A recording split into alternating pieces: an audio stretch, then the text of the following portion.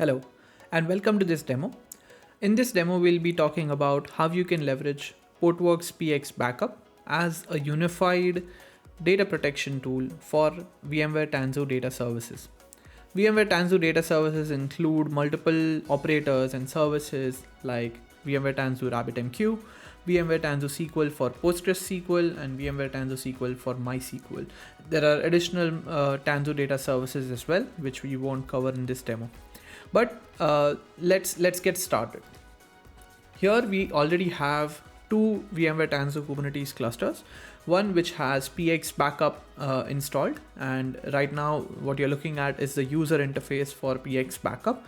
And then we have a second cluster which is running all of our Tanzu data services, leveraging Portworx as the storage layer.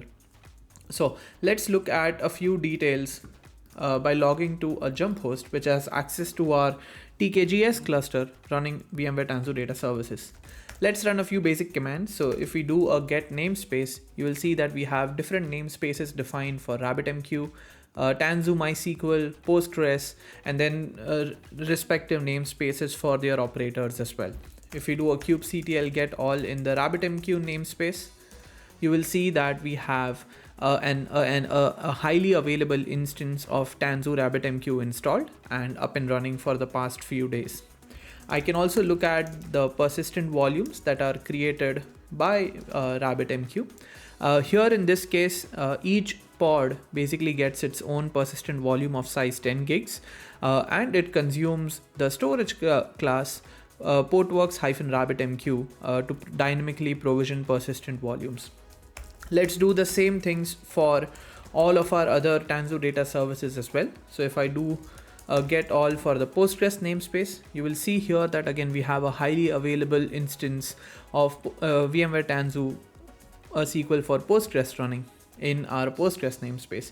If we do a kubectl get PVC in the Postgres namespace, we'll see that there are a few persistent volumes that are deployed by the Postgres instance as well. And then let's look at all the resources in the MySQL namespace. Here as well, we have a highly available instance of MySQL running. It's basically a stateful set running MySQL, and the high availability is provided by the underlying storage class. So basically, the persistent volume that belongs to the MySQL instance is using px MySQL SC, and if we describe that as storage class or SC,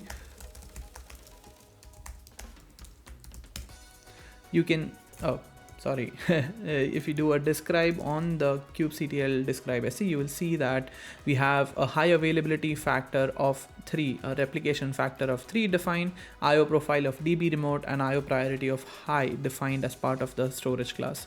This is important because for applications that don't have redundancy built in at the application level, Portworx can still provide that additional level of resiliency and reliability at the storage layer.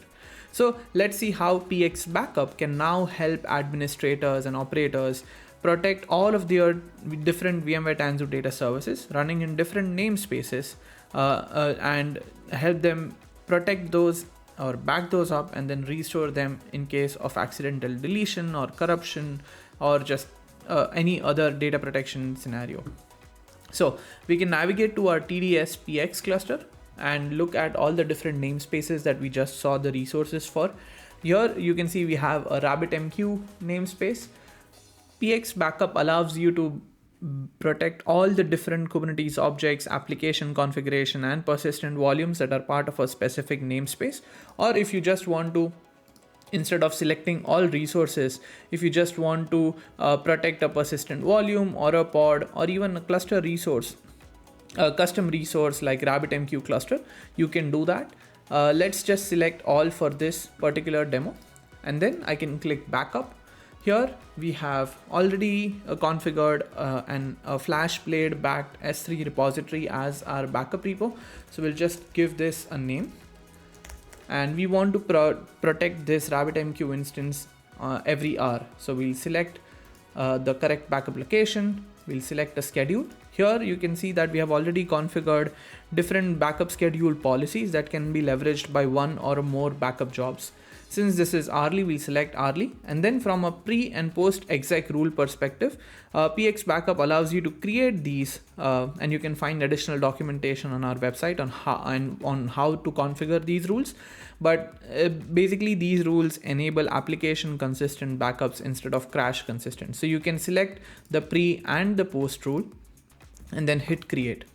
This basically deploys or creates a backup job that's executed every hour, and it protects your RabbitMQ instance. Let's take another backup job for our Postgres instance, but this time let's look at the data that's actually stored in our Postgres instance first. So to do that, we will fetch the name of the pod. So if we do kubectl get pods in the Postgres namespace, I can look up the instance, and then I can exec into it.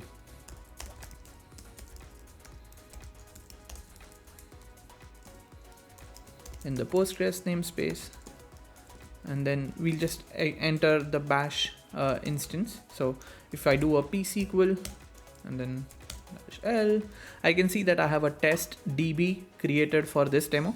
If I use that DB, we have a table called posts created in this database that we'll be using for this demo, and that table has a couple of entries. So ID 100 and 101, these are the two entries that exist in the database at this point. What we want to do is we want to protect these. So we'll select Postgres, and this includes all the different resources that exist inside that namespace, and we'll just give it a name. So in this case, we are not creating a schedule, which again you can, but we are just creating an on-demand snapshot, storing it in the same backup repository. And then instead of clicking on a schedule, I can click on now, and then I can select a pre and post backup rule if I want. I'll hit create, and this will basically start an on-demand backup job, or trigger an on-demand backup job that protects my Postgres database. So if I click on this button right here and view show details, that monitors how my backup operation is doing. So it will show you all the different resources that it is able to protect, persistent volumes that we saw earlier, pods, deployments, all of the Kubernetes objects that are part of that Postgres deployment. So while we wait for this happen, let's show you a couple of additional things. This backup timeline right here in this view gives an operator or a database administrator or a backup administrator of a timeline view of all the backup jobs that have been configured. So I can look as far as 30 days into history and see how my backup jobs have been doing. And if I have a few failed backup jobs, it will basically be indicated, or I can identify those failed jobs from here. And I can also like drill down into the past day. So every morning when I log in, I can just come here, make sure that all my nightly jobs that I had configured are doing good. So here, as you can see, our ad hoc job is successfully completed. Now let's look at our show details. And here you can see that it protected 3 different persistent volumes, persistent volume claims, a Postgres instance, which is a custom resource, secrets, and a couple of service objects. So our entire application is protected as an entity. Let's go back to the UI and let's delete or get rid of the Postgres instance. For this, we will exit out of the pod,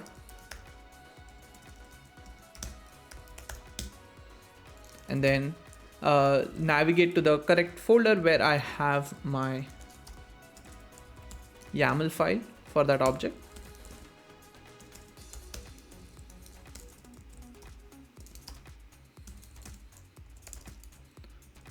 And then basically we'll run a delete command.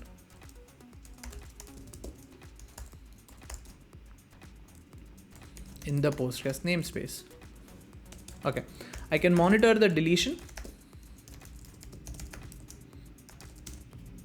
So all of our resources are in terminating state. I can do a get all in the Postgres namespace and see that everything is in the terminating state. Once our pod is completely cleaned out, we'll also delete the persistent volumes that have been configured.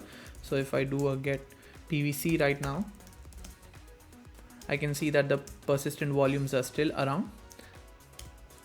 So now we don't have any more pods in our Postgres namespace. Let's delete these services as well, because we want to get rid of everything that's part of the Postgres namespace, and see if we can restore from our backup job. So a couple of services that exist in our namespace.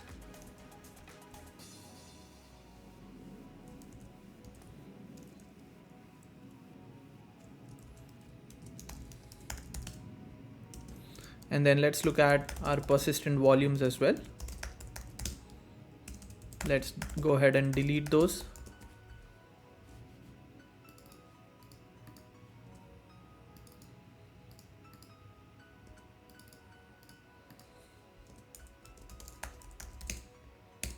Okay, so if we do get PVC now, we won't have any persistent volumes remaining. If we do a get all in the Postgres namespace, we won't have any Kubernetes objects that are remaining from our previous installation. So let's now try to restore the Postgres instance. So I can come to PX backup, click on restore, and just give it a name. Let's just call it Postgres demo. We can restore it in the same cluster or a different cluster. I can restore it to the same namespace, or I can restore it to a new namespace. And I can, if I didn't delete all the different objects, I still had some remaining, I can just select to restore persistent volumes or secrets or just the Postgres cluster, or I can choose to restore everything. I can click on replace existing resources and then hit restore. This is where it starts the restore operation. So we can come back to our CLI and do a get pods in the Postgres namespace and do a watch command on it. So as soon as PX backup is deploying these things back, we can look at the pending to container creating to running state for the Postgres pods. Better yet, let's do this. Let's issue a watch command on all the resources in the Postgres namespace.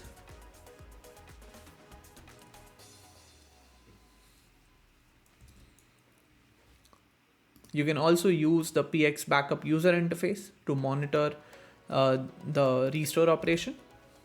But as you can see now here in the CLI, we have our Postgres instance coming back online. So the couple of service instances that we had are back online with an IP address that NSX Advanced Load Balancer assigned me. A couple of stateful sets that were part of our instance and our pods. Let's exit out of this and see if our persistent volumes are back as well. So as you can see, we have persistent volumes that were just deployed like 30 seconds back. So they are back to normal. Let's try to exec into the Postgres instance and see if the couple of posts that we had created still exist. So to do that, I will just do a kubectl.